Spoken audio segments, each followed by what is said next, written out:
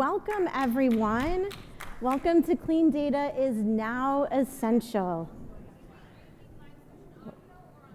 Thank you for joining me today, this afternoon in Dreamforce. I trust all of you are having an amazing first day. So thank you for spending 40 minutes with me. I also want to give a shout out to, we have so much staff here that's been helping us. Everybody in a yellow shirt has been extremely friendly and helpful. So an extra smile or thank you goes a long way with them. They've been helpful for me in setting up my presentation today, as well as our sound and recording crew over there. So thank you, everyone. Forward-looking statement. Quick reminder that Salesforce is a publicly traded company and customers should base their purchasing decisions on products and services that are currently available. I know we've heard some exciting announcements, so I'm super geeked about some of the things that were announced earlier in the keynote today, but again, base your decisions on things that are currently available. My name is Liz Hellinga. I am a consultant. I am also the Chicago Salesforce WIT leader. Even though I live in Holland, Michigan, Chicago is my closest nexus of community groups. I'm also a Salesforce Hall of Fame MVP, and I really like to talk about data, and that's what we're here to talk about today. So finally, data is front and center because of all the cool things that are happening with AI. Our agenda today is we're going to share some strategies and tactics that will help you lead your organization's CRM data strategy. We'll build out a little bit around the why. We'll talk through some strategies, and of course, it wouldn't be a Salesforce presentation without some tactics that you can use within the platform to help ensure data quality. At the end of this presentation, I will share a QR code for some of the resources that I'll reference, as well as some articles that I'll reference too. So don't stress, and this slide. So don't stress about taking pictures unless you truly want to. It helps your note-taking process. So last year, McKinsey, around the same time as Dreamforce last year, came out with an article around generative AI that I read. And this quote has been kind of this driving force behind a lot that I've done over the last year around data. It says, if your data isn't ready for generative AI, your business isn't ready. So if your organization's data is incomplete, outdated, inconsistent, that means that AI could potentially be unreliable, misleading, or even harmful to some of your organizations. So having your data ready for AI will help you be better positioned to innovate faster, to adapt to some of these changing market conditions, as well as, most importantly, we can use AI to really personalize customer experiences. So clean data is crucial for all of us in building trust in our AI outputs.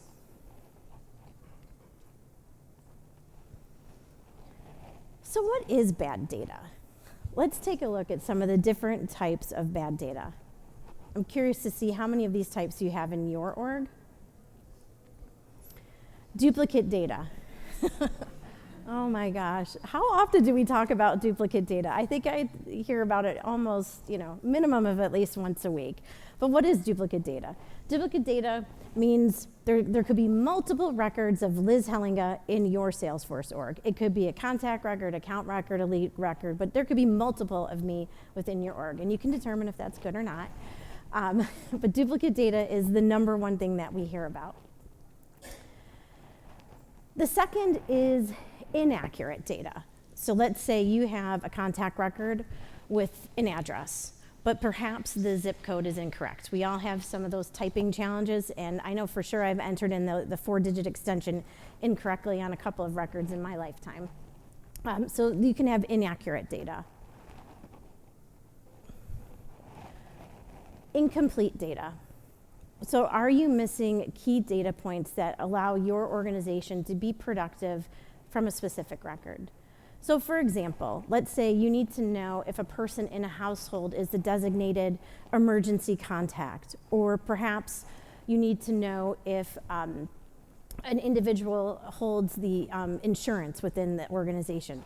There's a lot of reasons why you could have incomplete data, but like having a checkbox maybe that you need to have it filled in, but it's not, could lead to some challenges with AI. So incomplete data is something that usually is determined by your specific org as well. The other kind of bad data that we have is stale data. So data that's older, maybe that hasn't been touched in 60 days or a year. It really depends on your organization, right? So some organizations may say a lead record that's a year old is fine, whereas another organization may say that a lead record that is, 90 days old is considered stale. But again, it depends on your specific organization. And then this is my favorite one, the hoarded data. I've recently learned about this over the last year too, as I've been going on this deeper dive into data and what people do with it. But it's data that people just won't get rid of. So I once had an organization, they had their Salesforce instance for 15 years. So wow, I mean, how many of you had instances that are over 15 years old? Okay, a handful of you. They had 500,000 accounts. Do you know how many had actually been touched in the last year? Only 30,000. So they had 500,000 account records, and it honestly took 6 months of discussions with the CEO to be able to remove a portion of those. So we weren't able to remove all 5,000 or 500,000. But it was data that just wasn't touched within their org. It wasn't used at all. They just had it, they had since day one in their Salesforce org.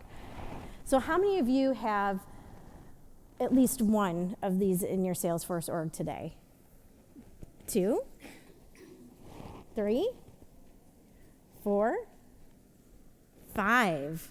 All 5, yeah, the hoarded data, that really is that. So what my main point is though, and is that bad data, it's really what you determine within your organization. So it's what you and your key stakeholders decide is bad data. So yes, we know like duplicate data is bad, right? We don't want to have all these duplicates in the system. But when you think about incomplete data, like incomplete data in my org could mean something completely different in your Salesforce org. So again, it's gathering your stakeholders together to start to have those discussions. And I'll share a few strategies to help you, because sometimes it takes a little bit to get those stakeholders on that journey with you. We all know stakeholder management is probably the one thing with our CRM that we didn't realize that we needed to do, but we actually have to do almost all the time to have a successful org. So where do you begin? It all starts with process. And I am not like this superstar at creating process flow maps or Visios or Miro boards, but you have to really document your process. It can be in a Google Doc or some document where you just write step 1, step 2, but you have to understand what processes Salesforce is supporting within your org in order for you to be able to answer these questions around what type of data you have, what is the quality of the data that you have. If you don't understand your processes, you won't understand which data points are essential. So from a high level, when you think about, let's say like an application process for a student within like a university, there's certain data points that you need at the beginning of the process, and there's certain data points that you gather throughout that process until maybe they apply and they get accepted into your university. But you have to know what that journey looks like before you can determine what that is. Because we've all been there where somebody says, well, whenever they create that account record, I want them to add all 45 required fields. And we can't have that because data is a journey. And so understanding your processes will help you do that. So the second point, which I kind of highlighted, is identify those essential data points. So if you're mapping something out, and I have an example on the next slide, start to list out what they need at each stage. So thinking about maybe the lead process or the sales process, start to map out what points are important for you to be able to progress to that next stage, or even with your case life cycle is another example. And then lastly, you have to understand the who, what, where, and why, and when as well. So who is the data about, and who within that process needs to see it. So sometimes in the sales process, when a deal is closed won, finance needs to be notified, maybe delivery needs to be notified. Different people need to get different data points during that cycle. And what are the data points? What needs to be sent when? What needs to be reviewed? And then obviously where in the cycle is those data points important? And then the why. Why do we need them? Why are they important? So let's look at a sample process to talk through this example a little bit more. So we're going to use the simplified lead process. It's going to be a business development BDR person getting a lead.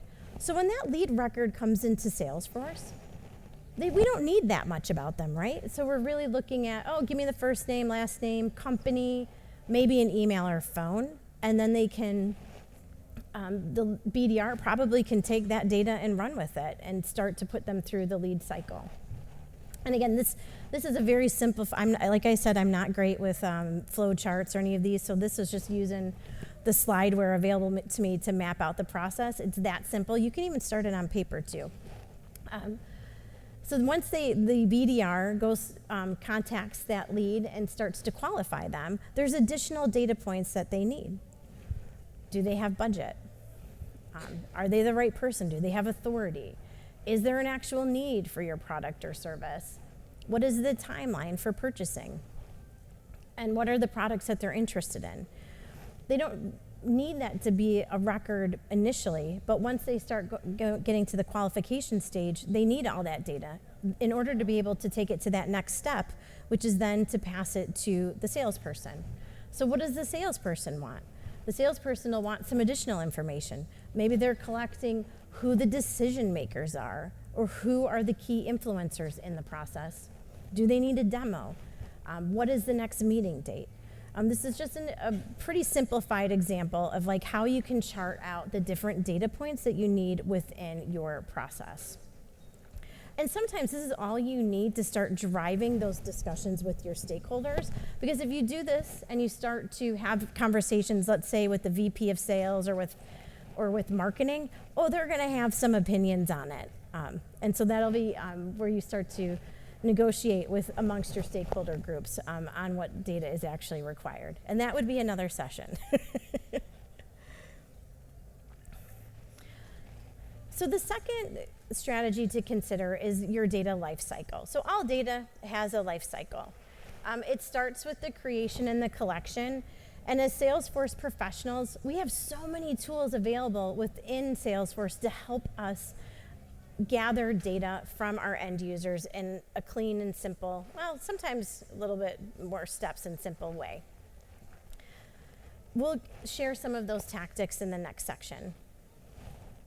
Data needs to be maintained, so you have to think through what are your maintenance processes? How are you ensuring that the data stays accurate? How do you ensure that it stays relevant and potentially compliant with any of you if you are a regulated company? So these are all things that you have to consider from a maintenance perspective. And then you also have processing of data. So clean, structured data allows for efficient processing, so it reduces errors. We've all been in a situation where maybe we're on the phone with a vendor and they don't have all of our information, or they have incomplete information. You're like, okay, now I got to update my address. And so having clean, structured data helps smooth those customer service request processes, or sometimes it's even when you're changing hotels or things like that with your hotel provider.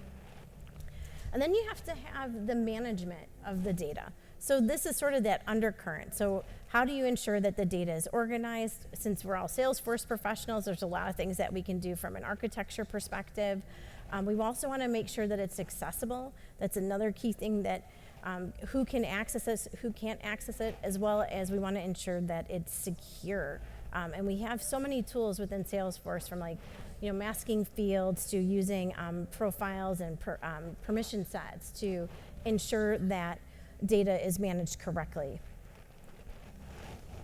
Analysis and visualization. So a lot of times when we're talking about data, people are talking about that output because, right, we want clean data so that we can have strong analysis and visualization. And we also want to make sure that we can use it for AI. And so having accurate, clear visualization is truly dependent on having clean data.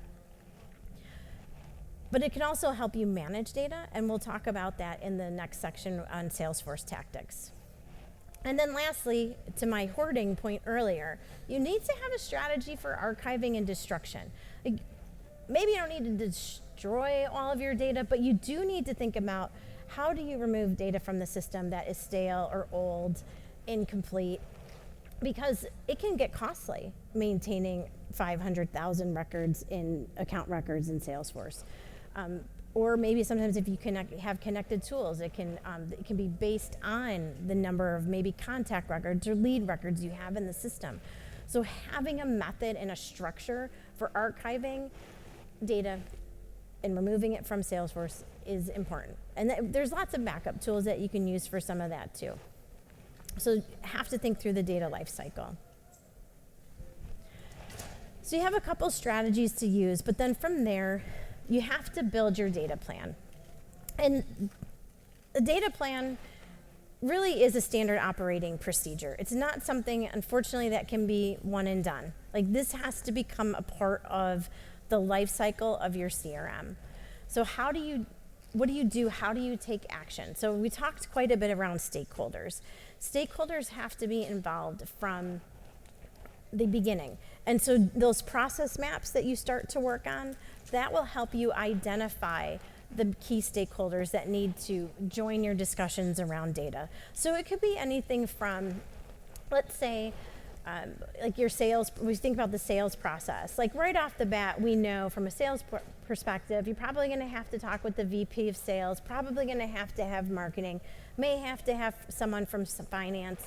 There may be others. You may have to have customer success because they're getting handed off that. But the process map will show you who needs to be involved. And then from there, you can always ask if additional people need to be looped in. From there, once you start gathering them, and this is kind of like an informal data governance, I will say that. I just shy away from using like governance as a term, but once you get your group together, you have to determine what your goals and objectives are.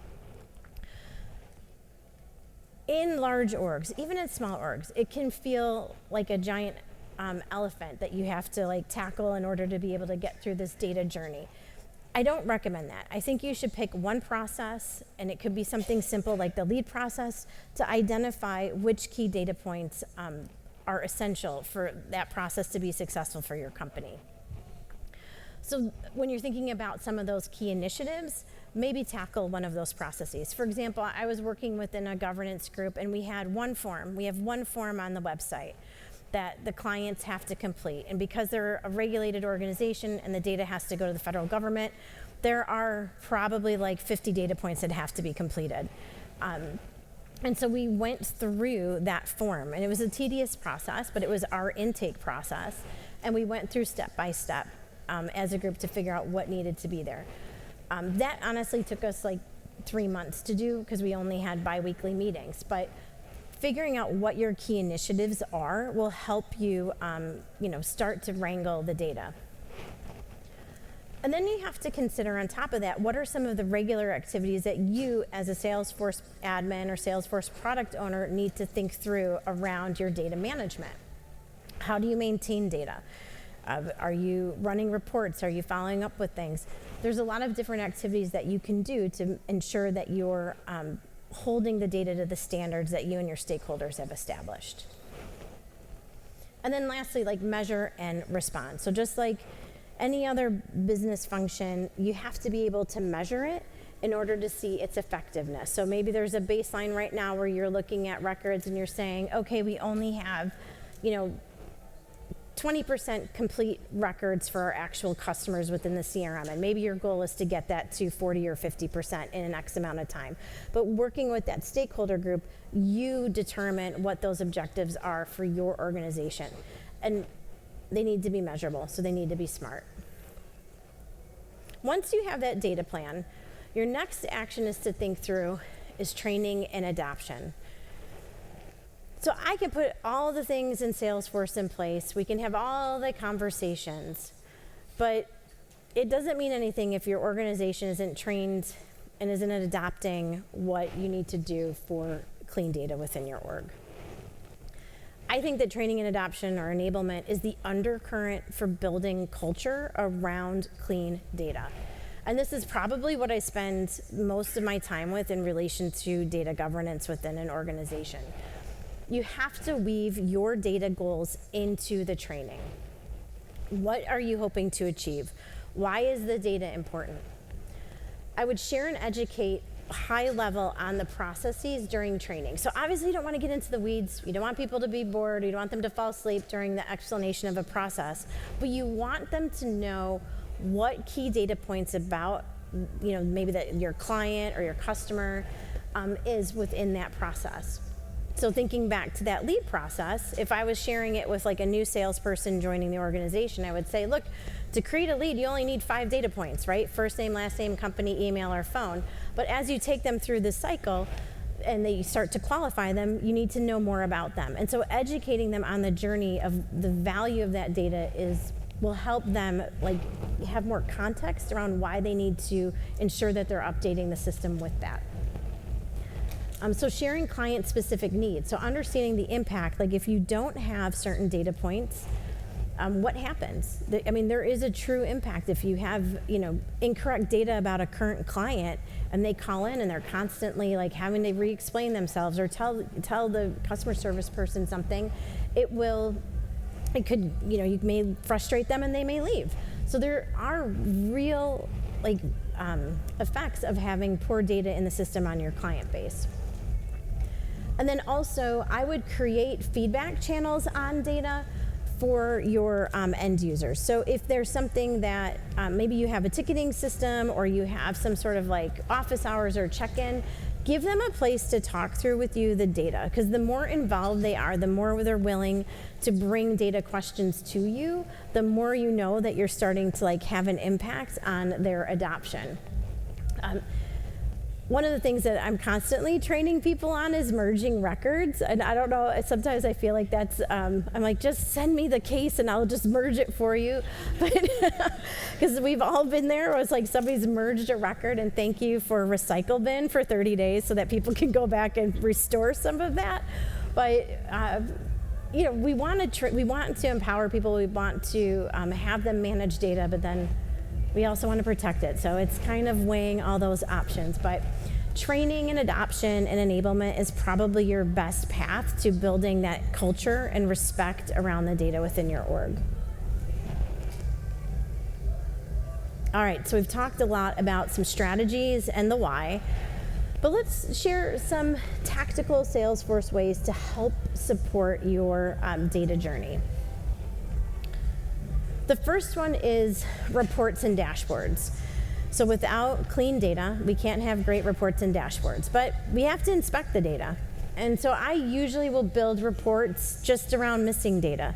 So I'm talking with someone and mapping out that process and they say, oh yeah, all of our qualified leads need these 5 things. And I build a report and I show, oh look, you have probably 70% that are missing that. It helps to have that discussion around what can we do to improve that data input? How can we get the people that are entering the data to fill in that missing data? Same with stale data. We have lots of reports. I typically will use the last activity or last modified to help me figure out what's stale. But again, based on the strategies we discussed before, you have to work with your stakeholders to figure out what's stale. Now, it's not always easy to get your stakeholders on board. And I also think reports and dashboards can be eye-opening for them. So if you're struggling with somebody, I recommend pulling some stale data reports to be like, well, look, your team isn't really managing their opportunities on time, or they're not updating their key target accounts or what you deem as team target accounts. Reports and dashboards will help drive some of those conversations if you have individuals that are reluctant to get on that clean data journey. When possible, when you get further along in your journey too, you can gamify it. So people do enjoy, seeing, in some orgs, I've built out a scorecard of the quality of data. I don't use it for every record type, or record or object in Salesforce, but typically accounts seem to be really important to people. So if you can build out a rating system, it can help the end user see oh, well, my data quality score is a 5 and it needs to be an 8 for this. They may be competitive and want to fill it in. I will sparingly add some of these reports or dashboards to the homepage. I don't want to clutter the homepage. I want it to be actionable. So usually if I'm putting something on the homepage, it's to alert someone hey, you need to take action on this now. So typically, we've all used it a lot with opportunities. That is a main place where maybe you'll see no activity on an opportunity within the last 30 days because we want our sales rep to focus on that. But you also see it with cases too, and that's a shortened timeline. How many of you have used Salesforce Labs? So they have some great resources. And one of my favorites is the Clean Your Room dashboard. So you can install it in one of your sandboxes. I link to it in the QR code at the end of this session. But it's a fun one to play around with. Obviously, you have to modify it, but it's a springboard that you can use within your org to sort of shorten your time you have to build it. It's a great time-saving dashboard that gives you some good insights into the quality of your data in the system. So reports and dashboards, always the first place that I start whenever I'm in a new org. The second thing that we can do is the ease of data entry. We have to always have a mind towards UX, user experience, when we're building and designing in Salesforce. And there's so many tools that we can take advantage of. The number one tool that I love, that I see that, I go into orgs, I'm I can't believe people are not using this, is Path. How many of you are familiar with Path? Okay, so good, a big chunk of you. It's not just for sales. You can use it for other processes within your Salesforce org.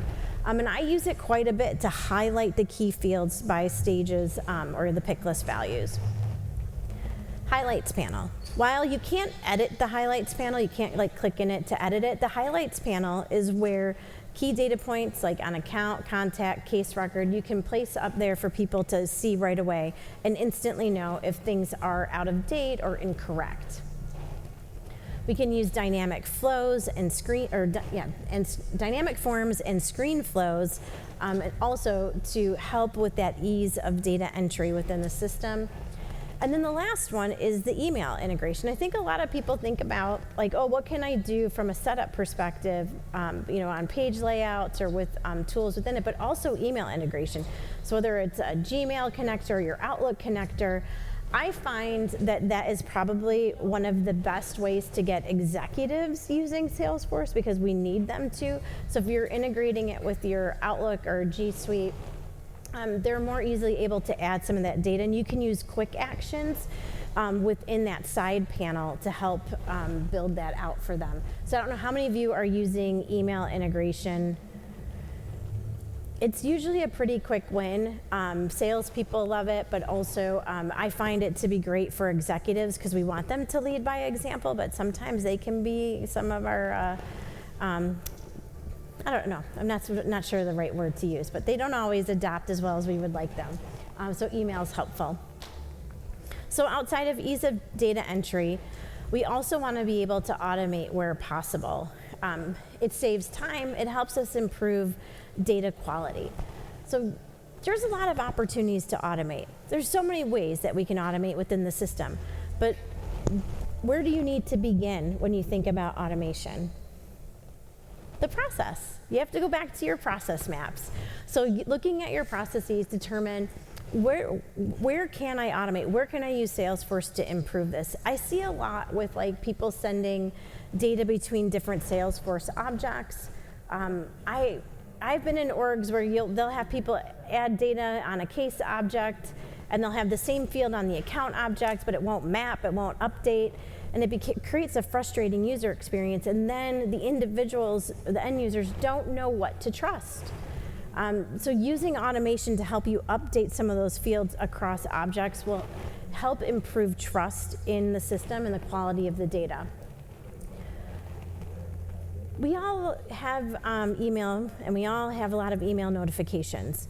And I've had a lot of sales leaders come to me and say, I want you to email them when the opportunity is, 30 days stale, 60 days stale, and all, old or hasn't been touched, and all these things. And it's so easy to ignore. It's so easy to ignore those email notifications. So I recommend using them sparingly, using them when it's crucial. So for example, usually when I'm talking with a sales leader that wants me to email the heck out of their sales team, I say, let's talk through, what is most important to your organization? It's usually those late stage opportunities that maybe are over a certain dollar value. And I ask them if hey, can we just build that first? I don't want to send them an email every time there's a stale opportunity over 30 days because it's just not productive for us. And it creates a frustrating experience. So use the email notification sparingly. A couple of other things to use sparingly are required fields. We know that we need to have them. I would just go with the minimum required based on your analysis of the process and your discussions with your stakeholders. Where possible, please group them together. It is so hard when you're trying to fill in a record or update a record and you're like, oh, I got a required field here, another one down here. It just creates a frustrating user process. So I recommend trying to group them where you can, and then if possible, optimize the create record screen, and again, include the minimum that you need in order just to create that record. So when you think back to my BDR example with the lead, they only needed 5 things for that, just to create that record. Maybe to move down through the process, they needed additional, but they just needed 5 to get started. There will be people that will want you to add 20 or 30 fields when they create an object, and I would say use the process map to show them where maybe those data points need to be and where they can be gathered throughout that journey. The next one to use sparingly are validation roles. They're great. We use them. We try to not have too many on an object, but they can become a little bit frustrating, especially when the end user hasn't been trained on the process and doesn't know to anticipate or expect it when they're getting through that. So when you think about a lot of times we'll have to add a key contact or somebody on an opportunity at a certain stage, like a finance person, for example, or we have to update the shipping address for something. And we use validation rules to enforce that when they get to maybe proposal stage or closed won. Educate them through that, so that when they are building it in, it becomes just second nature. They're already filling out that information, and they don't have to be inundated with validation rules when they try to move to that next stage. But when you do have to use them, please use clear error messages. Nothing is more frustrating than getting an error message and trying to figure out where is this field on this page. You want to end all that scrolling. So try to locate those error messages on the actual field when you can, because it creates a frustrating process when they don't. But a lot of this, you can use these sparingly if you take the approach where you embed a lot of this into your training with the why. And so I'll use in-app guidance prompts. I don't know how many of you are using prompts or walkthroughs within your org. Those are a great way to, and they're free. Prompts are free. You get one, you can prompt to your heart's content, but you can pop up a prompt on an actual process and just tell them oh, you're gonna make sure you need to add these fields. It can be like an education journey without stopping them in the flow of work. So use these as sparingly as possible. I know it's hard. I mean, sometimes I just want to have a ton of required fields or validation rules, but creates a frustrating user experience if there's too many. All right, so we've covered a lot today. So we've talked through some of the strategies that you can use within your organization to get people on board. So starting to build out that why around your data, thinking about how you can better use clean data within your group. But your next action, like what you need to do, if there's one thing that you do when you get back from Dreamforce, is map out at least one process. You can get, I think, up to 3 Miro boards for free. There's Lucidchart, there's Visio, whatever you have. You can even use, Google Slides and use like the pictures to map it out. But start to map out your processes, and that will naturally show you a lot of the data that you need throughout that journey for your client or for that end user. And you can even just write it out in a Google Doc too. I mean, sometimes just start somewhere, and then once you start socializing it with your stakeholders, they'll all get on board with the discussion around data, because they'll realize okay, if we want to have things in key points, we have to make sure that the system supports it, and it'll help get them on board. Resources. So scan the QR code. It's just a URL link to my website where I embedded those. I have the article for McKinsey around clean data around clean data is just paramount for Gen AI. It's helpful, especially for your executives, to read that. I also have an article around a lot of alternatives to validation rules. That's super helpful for you for Salesforce tactics. And also, please feel free to reach out to me. I'm happy to have conversations with you around things that I've done with clean data, or mainly how to wrangle your stakeholders to get on board with clean data. And I'm happy to take any of your questions if you have some. We have a few minutes for Q&A, about 7 minutes. But thank you. Thanks, everyone.